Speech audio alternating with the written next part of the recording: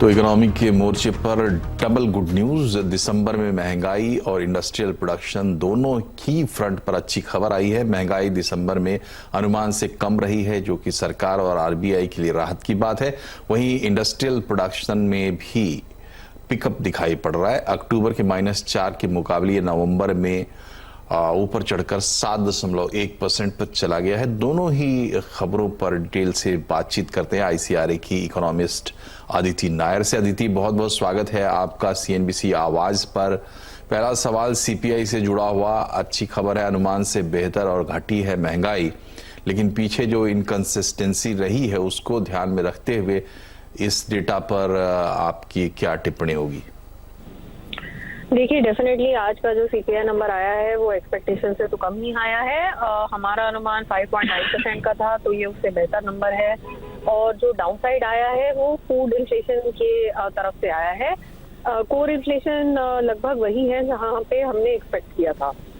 अब Q3 की अगर बात करें तो Q3 का एवरेज इन्फ्लेशन 6.1% का बन रहा है, जो एमपीसी के 6.6% के प्रोजेक्शन से काफी कम है।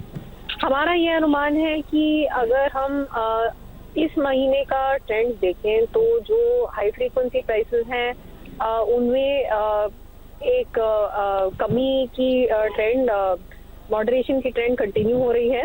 और रबी के भी जो ट्रेंड सामने आ रहा है वो अभी तक काफी पॉजिटिव है। लेकिन बेस इफेक्ट इस महीने फूड इन्फ्लेशन के लिए सपोर्टिव नहीं होगा और कोर इन्फ्लेशन टिकी रहेगी। इसलिए हम अभी जनवरी की इन्फ्लेशन 5.7 to 6% के आसपास प्रोजेक्ट कर रहे हैं और हमें लगता है कि Q4 में Q3 के मुकाबले बहुत ज्यादा करेक्शन आगे नहीं आएगी। लेकिन उसके अगले क्वार्टर में जो अप्रैल से जून की तिमाही है वहां पर एक अच्छी करेक्शन हम एंटिसिपेट कर रहे हैं हेडलाइन इन्फ्लेशन नंबर में।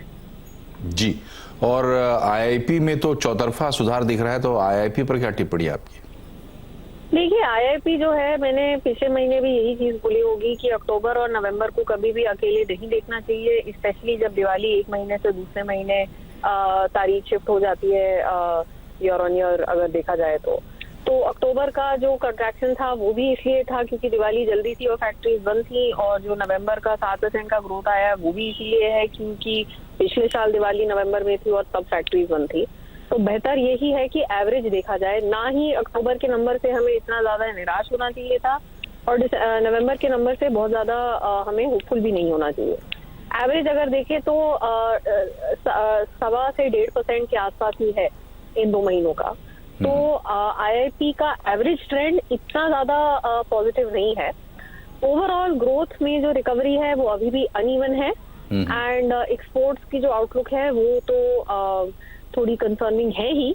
तो मेरे हिसाब से अगर ऑन बैलेंस देखा जाए तो सीपीआई में Q3 का पॉजिटिव सरप्राइज और साथ ही साथ जो मॉडरेट अभी तक Q4 में ग्रोथ दिख रही है, तो मुझे लगता है कि एमपीसी की तरफ से फरवरी में पॉज भी हो सकता है। बहुत बहुत शुक्रिया आदित्य हमसे जुड़ने के लिए।